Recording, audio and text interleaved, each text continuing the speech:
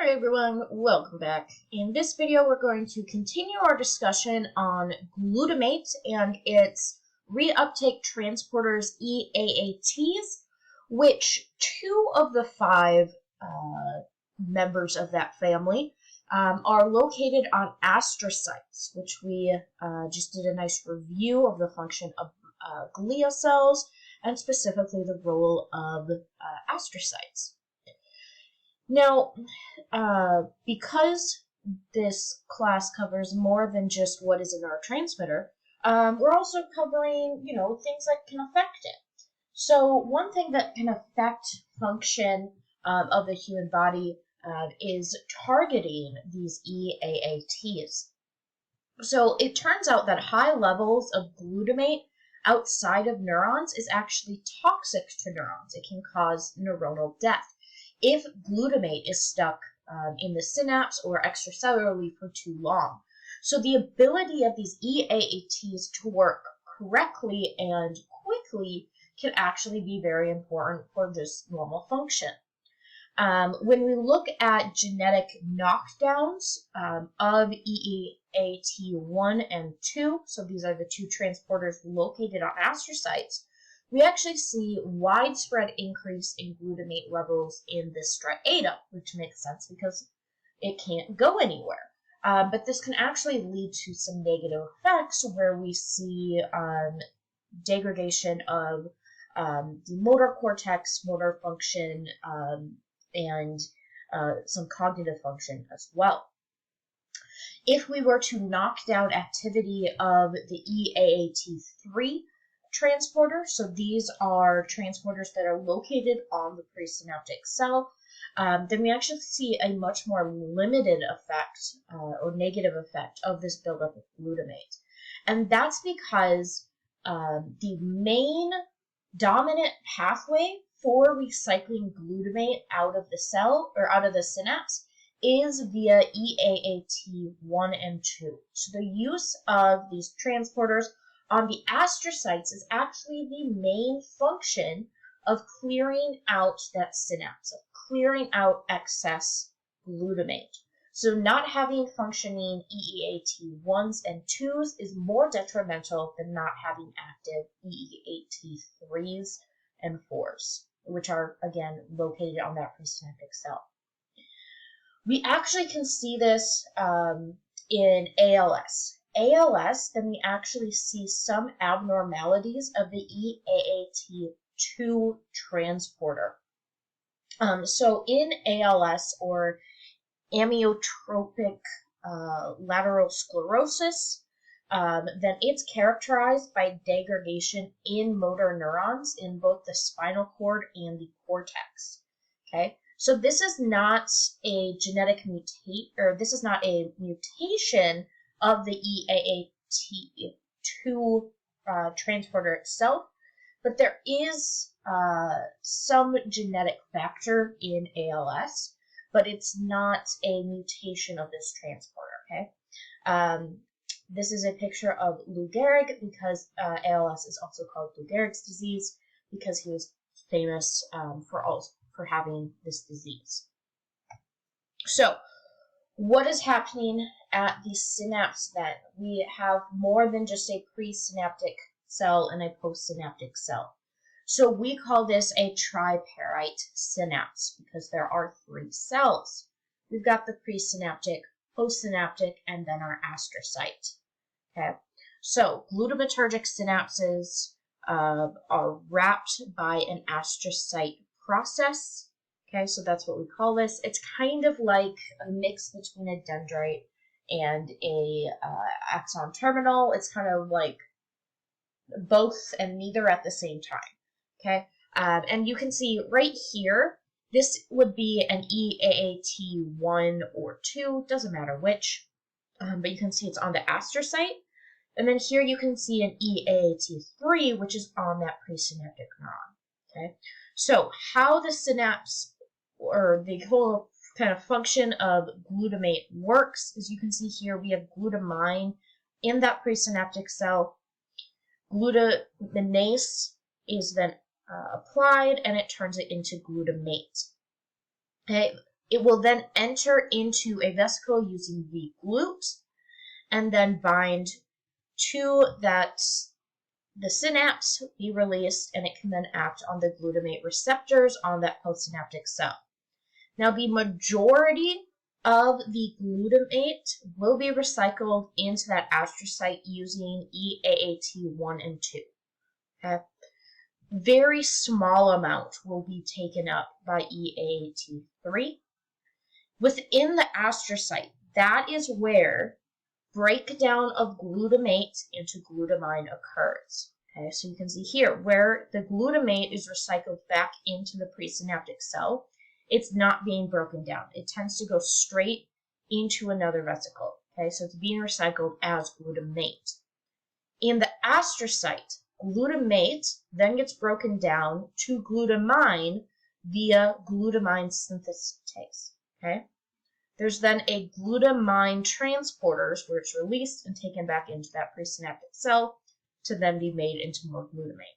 So it's a whole system. Okay, it's like a little circle system, cycle, with like a back door in case you need glutamate right away. Okay, so that is the tripartite synapse of glutamate.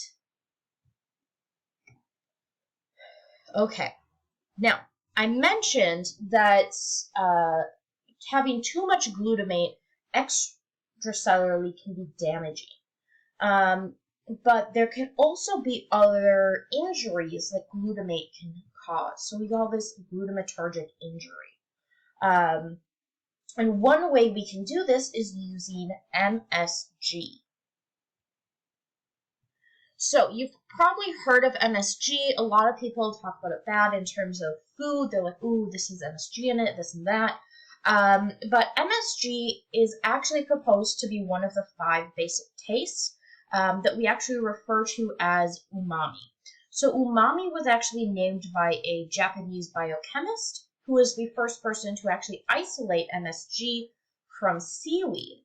And he actually did this in 1908, so, older than I thought. So MSG acts on the glutamate receptors on the tongue, and that's how it works as one of the tastes. Even though it acts a little bit differently than the 4 other tastes, like in terms of how that works, because it's acting on that glutamate receptor, but it is a taste. Now, MSG has been like a big issue in like, people are like, oh, I want to eat clean, I want to do this. Like, people don't like it when you add MSG to stuff, but really MSG is a flavoring. And it's actually kind of contentious because glutamate is a naturally occurring amino acid that's found in lots of foods. Naturally, it just happens. So some people don't like foods where MSG is added, even though it is naturally occurring. So it's not like it was made in a lab or anything. I mean, if you isolate it, then it is. But, it is naturally found in many foods. But there has been this thing called MSG syndrome, and this is where MSG gets its bad name from. And this is widely reported to be a negative reaction to MSG. So MSG syndrome is reported to include headaches and some other very vague, inconsistent symptoms between people. So some people say they're very sensitive to MSG, things like that. However, there was a study done in the 90s to look to see, is MSG syndrome, is it actually a thing, or is it just in people's minds? And they actually did a double-blind study where one group was given MSG capsules and one group was given a placebo capsule. And this was to avoid that distinct taste that MSG has, so that people wouldn't know if they had it or not. And what they found was that only one person actually reported any of the previously reported MSG sensitivities. So these were all people that reported having MSG sensitivities were in this study. half were given MSG, half were not. Only one person reported that they got those symptoms taking these capsules. Well, it's interesting because that one person was in the placebo group, so they weren't getting MSG. So it seems like MSG syndrome might not actually be due to MSG itself. It might have something to do with the taste triggering, like a memory or something like that. So it's a learned thing. It's not actually a physiological response. Still not really sure. Personally, I don't mind MSG. It's an amino acid. I don't care. But you guys do you. You pick. Okay, let's move on. There we go. So, glutamatergic neurons and systems. We're just going to keep moving on because we got time for it. A lot of different cells, obviously, in different parts of the brain will have glutamatergic neurons because over 90% of the neurons are glutamatergic. So one type would be pyramidal neurons, which are in the cerebral cortex. These project to the striatum, to the thalamus, to the limbic system, to the brainstem, really all over. Very big glutamatergic neurons. There's also corticospinal tracts. So this would be voluntary movement control, can be controlled by glutamatergic neurons.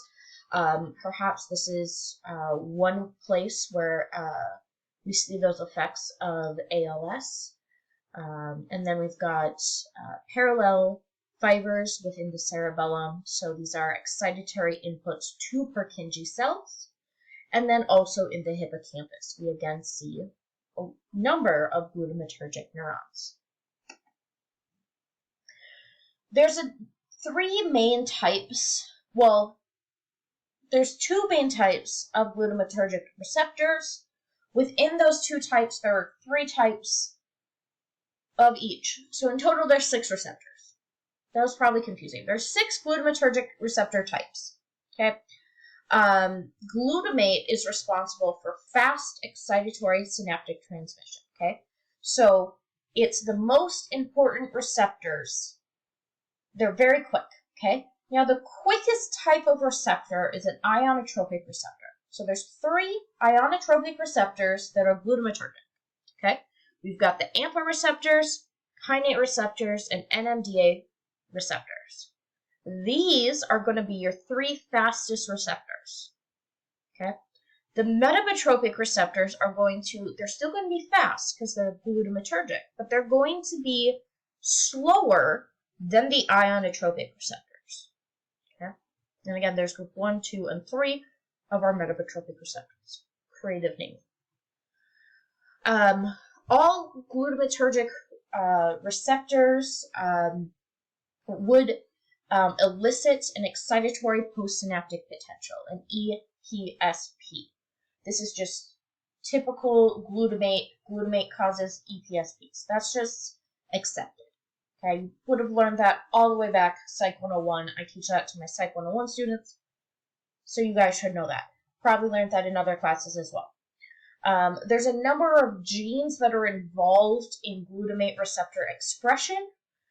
There's 16 different genes alone that are involved in the 3 ionotropic receptors. And then there's 8 more genes that are responsible for the metabotropic receptors. So more genes than receptors, because obviously you need multiple genes per receptor because there's multiple proteins within a receptor. So 3 ionotropic, 3 metabotropic receptors. Great. Ionotropic receptors are faster than metabotropic receptors. Awesome. All of them will lead to EPSPs. Boom. Okay, let's now get into some of these receptors. So I'm actually going to stop this video here so that you can have a separate video. It's probably going to be a little short, but a separate video that's going to start covering some of those receptors so that it's easier to go back to for your study.